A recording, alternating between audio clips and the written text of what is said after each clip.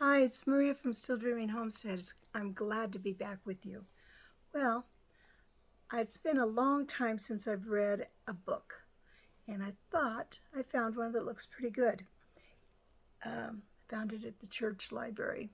And I'm using magnifying glasses because I can't find mine.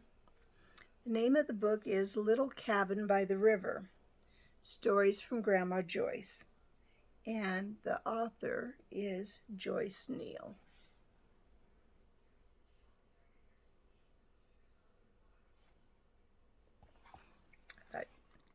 So let's read the first chapter. And I'm not sure if there are even any. Well, the chapters are very short. And I'll show you a picture when I get one. Little Cabin by the River. Have you heard the rumor? Everybody's talking about it and wondering if it's true. Somebody said that grandmas are really just antique little girls. And I suspect they might be right. You see, I'm a grandma now, but there's a little girl living in my heart who loves adventure and fun. I'll do almost anything for a thrill, and I'll investigate everything that catches my interest because I'm still a kid at heart. My love of adventure got me into some pretty alarming situations when I grew up, but it also filled my early years with rollicking good times and wide-eyed wonder as I explored my world. Why don't you curl up beside me as I tell you stories from the olden days when, once upon a time, cozy.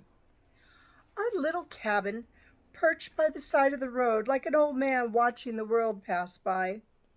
It was aged down to a deep brown color and hunched low to the ground. It was the first home I can remember. If there had only been one person living there, it would have been crowded. But there were 5 of us. Mama and Daddy, and of course David, my big brother, me, Joyce, my little brother, Mike. He was just a baby, so he didn't take up much space.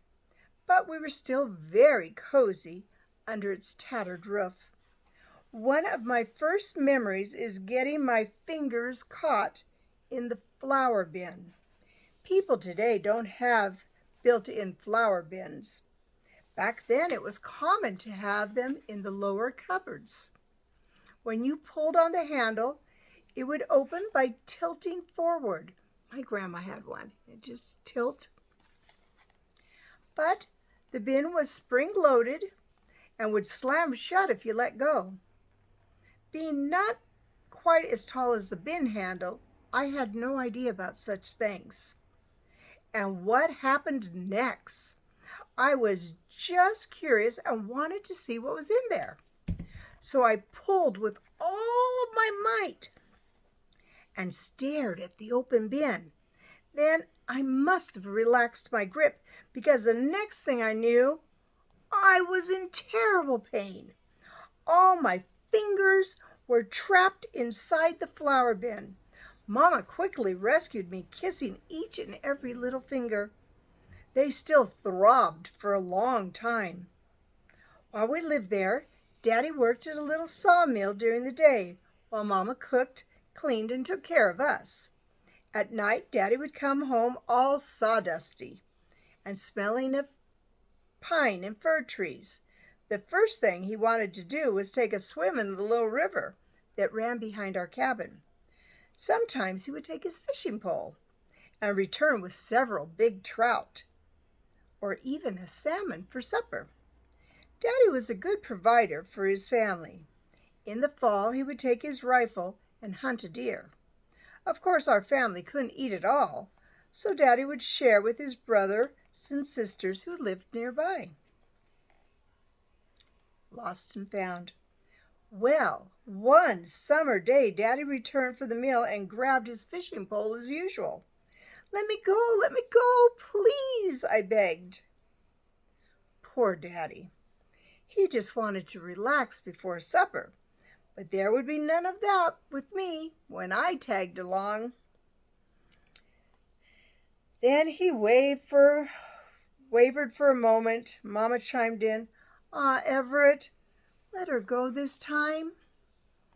Daddy gave in, but he warned me I'd have to walk fast to keep up with him. That was easy to do while we crossed the driveway in the pasture where the grass was short. But when we got closer to the river, the grass and weeds were taller. This is kind of what it looks like. Willow trees grew thickly in the low, damp places, and they sent shoots everywhere. I loved the smell of the river. It was fresh and musty at the same time. Did you know that willow shoots smell delicious when you run your hand along the whole length and pull the leaves off into your palm?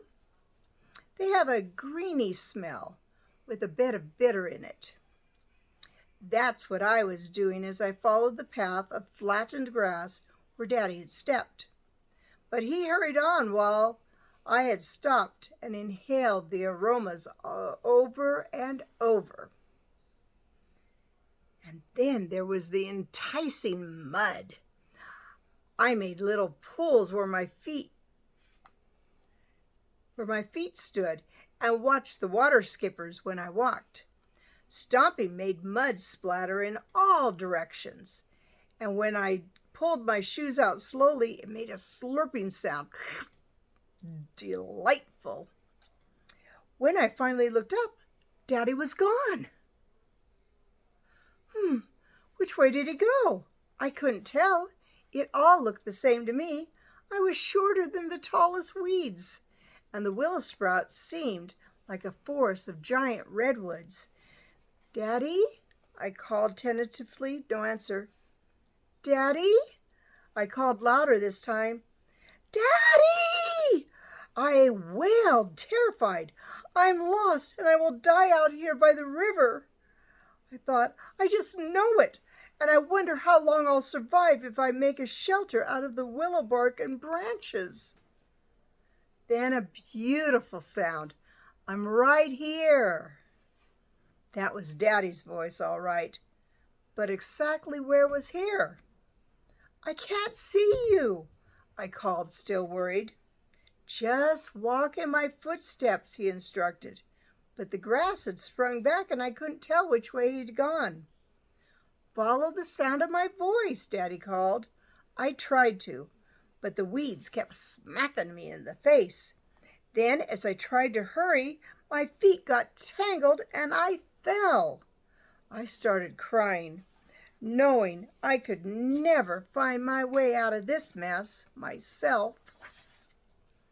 How I wish I hadn't dwaddled, that means went slow, and lost sight of him. Now I was lost, and who knew if he would ever find me again?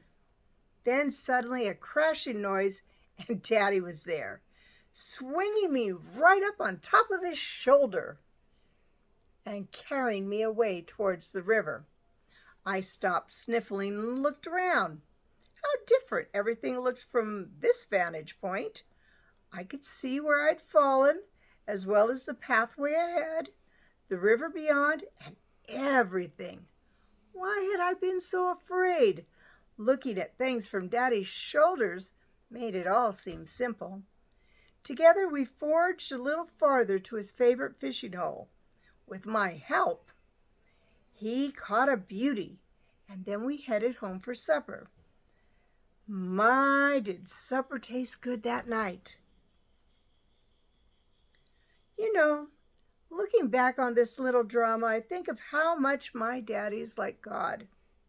Since that day, I've gotten lost in the weeds of my life so many times. I really have. Sometimes I don't follow closely enough behind Jesus, and I lose sight of him and don't know how to be found again.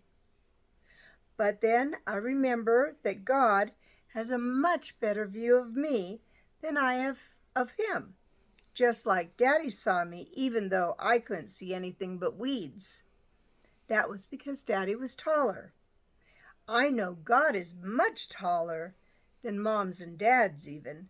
He will never lose track of where we are.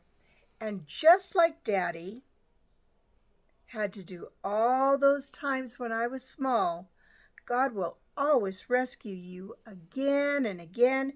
He'll carry you in his arms all the way home, and you can count on that. I love you so much. And I want to say, I think that was really a nice story. And I think, because I don't have my dad anymore, my dad died quite a lot of years ago, that I'm so glad I have a Father in heaven who loves me so much, and he loves you too. Well, it's Maria from Still Dreaming Homestead. Let me know what you think of this new book so far. And I want to pray blessings on you and yours, in your house, out of your house, the day and the night. Whatever you do, keep dreaming. Good night. God bless you.